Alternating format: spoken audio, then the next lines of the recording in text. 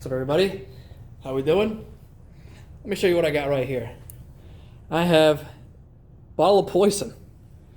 This is in the back of Mr. Perkins' classroom.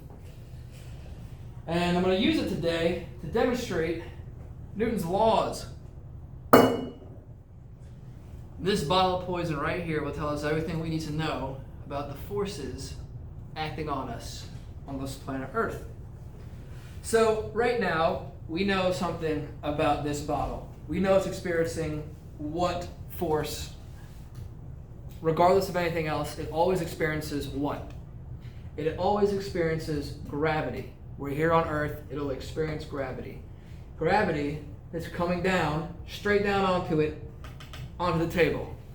Now, let me ask you this question. Why isn't the bottle just flowing straight down, smashing into the ground, going through the Earth's core, destroying everything we know about reality? Why is that not happening? It's because of this. The table is actually pushing back. It's pushing up onto the bottle. So gravity is coming down, right? But the table is pushing up, and it's meeting gravity. And it's meeting gravity with the exact same amount of force. It's the exact same amount of force. We know this because, for one, the bottle doesn't explode up into the air with more force, and it doesn't sink into the ground. So it's the exact same force that gravity is. And this is called the normal force.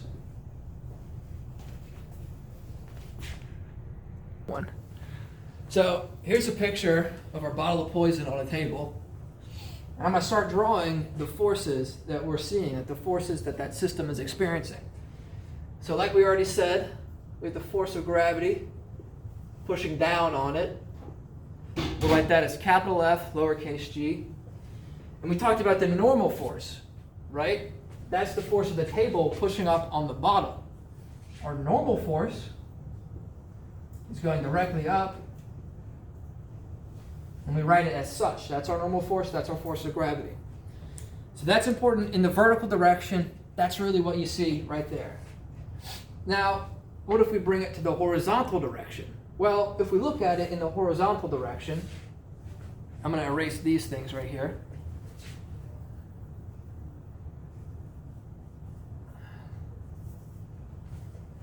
Nothing's happening to it right now.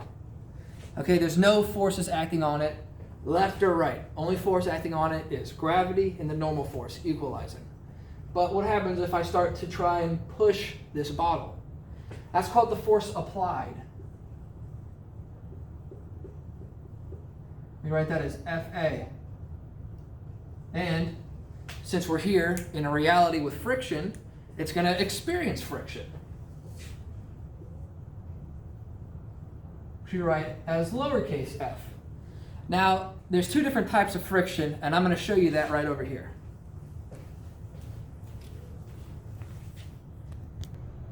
All right, so I have this weight.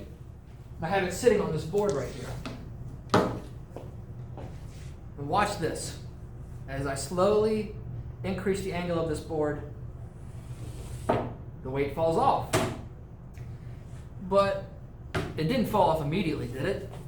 See, watch closely, right here. If I stop raising the board right here, it's at an incline, so naturally the weight is supposed to go down. It's being acted upon to go down by gravity, but it's not moving. It's not moving because of friction. Now if I raise it even more, it overcomes that friction and it starts sliding down. But it doesn't slide down immediately, it slides down slowly. It's experiencing a different type of friction right there. See, these two different types of frictions that we see, one where it's moving and one where it's not moving, is called static and kinetic. So there's an Fs or an Fk. Static and kinetic friction. Our static friction is when an object is still. It's not moving, and it's not moving because of the friction. Our kinetic friction is when an object is moving, but it still experiences friction. So there's two different ways we go about this, and they have two different coefficients. They're called coefficients because they're just strictly values, and it's noted by this Greek letter mu. So there's mu s and mu k. Our mu s stands for the static coefficient, and the mu k stands for the kinetic coefficient. For demonstrations purposes, let's say our mu s is equal to 0.40 and our mu k is equal to 0.2. This means that the static coefficient of friction on that surface is 0.4. And this means that the kinetic coefficient of friction on that surface is 0.2.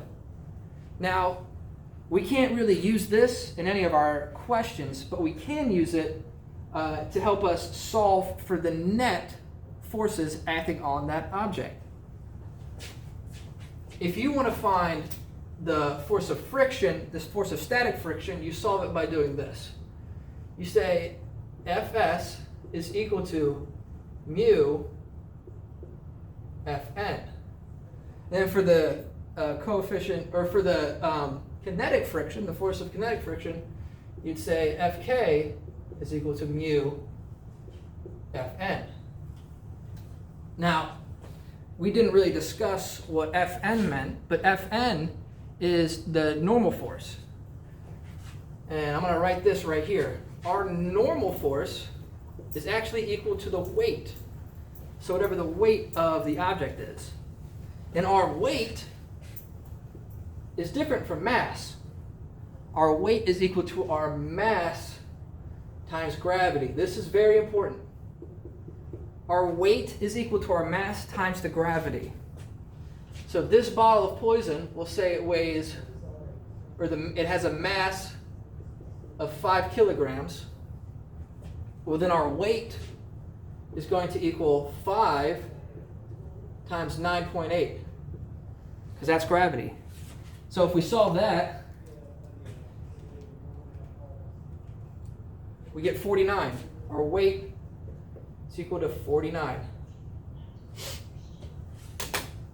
Okay, so if our weight is equal to 49, and our normal force is equal to our weight, well then if we want to find the static friction, we'll just write it like this. Our Fs is equal to 0.4 times 49.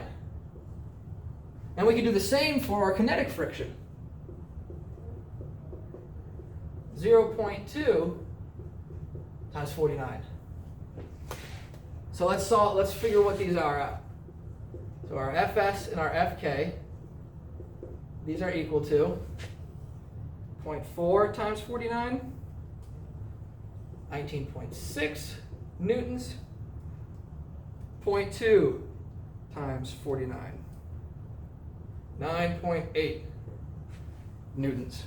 All right, let me show you another demonstration of this. Okay, so I have this sled and it has the weight on top of it. And I'm going to show you the difference between static and kinetic friction. So right now it's resting at 0 because there's no force applied to it. Watch as I pull the spring. It's not going to start moving until right about there. It starts moving, and as it starts moving, you can see that the amount of force that I need to pull the spring with goes down. Watch that as it goes down as I'm pulling it. There's a threshold. As I pass that threshold, it gets easier to pull it.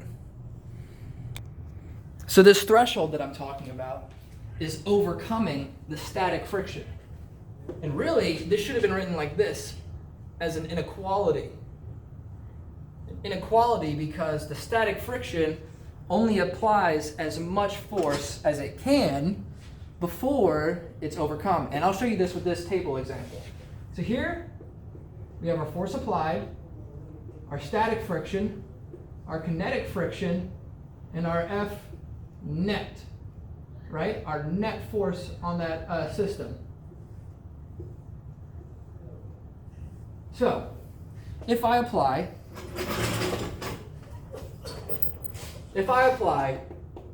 8 newtons of force right here, 8 newtons. 8 newtons is not bigger than 19.6. It's not larger. But the static friction doesn't apply 19.6 newtons of force back onto the object. That wouldn't make any sense. That would make it go past where I'm applying it. So the static friction, in fact, only applies 8 newtons of force back.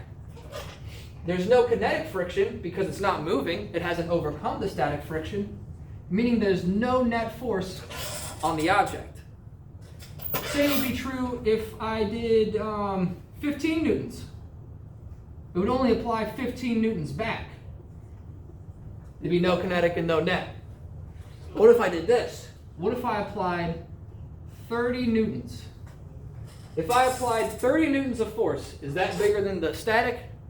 Yes, it is. So there's no more static friction acting on the object since it's moving. Static friction is gone. We've overcome it. It doesn't matter anymore. Now, since we've passed that threshold, it gets a little bit easier to pull, and we saw that with the spring. So now we have 9.8 newtons of frictional force to overcome. So the kinetic friction is 9.8. It can't apply any more than 9.8. It's impossible. And it can't apply any less, or else it would be in a static mode. So it always is 9.8. So now we're applying 30 newtons of force to an object. It's getting 9.8 newtons applied back to it. So our net, our total force, would actually be 30 minus 9.8, leaving us with 20.2 newtons of net force. And that's how you solve these force equations and force problems. There's a couple of examples attached to this video. Try those out. I'm going to give a solution video out soon. So if you don't get it right away, don't feel bad, but rewatch this video. This should definitely help you, and this should definitely show you how to do these questions.